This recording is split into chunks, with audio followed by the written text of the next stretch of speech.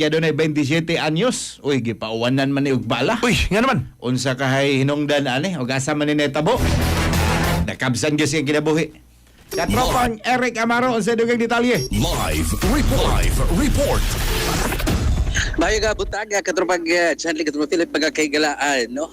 Ang atong kapulisan karon sa Police Station 1 para Police Station para ni ang investigasyon sa itong pagpamusil alauna 25 kinang kadlaw no may 13 2026 dinhi na usab sa may kining Barangay Lorega, San Miguel, Cebu City din usa ka 27 anyos nga lalaki kinipog napusilan kinipog biktima gipusil sa duha ka mga lalaki matod pa diin initial nga investigasyon usab sa ato sab nga kapulisan sa police station drug related kinipog maong insidente o ingon man lain po nilang gitan-aw kini nga personal grudge sa katropag Chanli katropag Philip mga kaigalaan biktima samtang anaani sa kinipong usa ka gilid sa panimalay kalitlan ning gipauwanan og daghang bala din makita usab sa mga kinipog ulagway nga nagkadugo ang lawas kinipong iyang mga paa katropag Chanli katropag Philip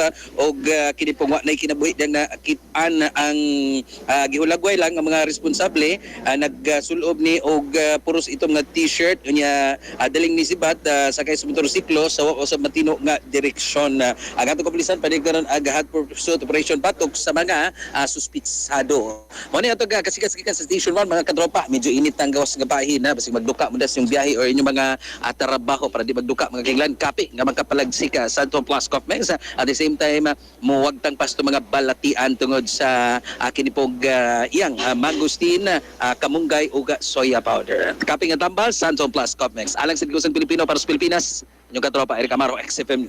XFM report. Santon Plus Gold, mapalit sa mga butika sa inyong lugar.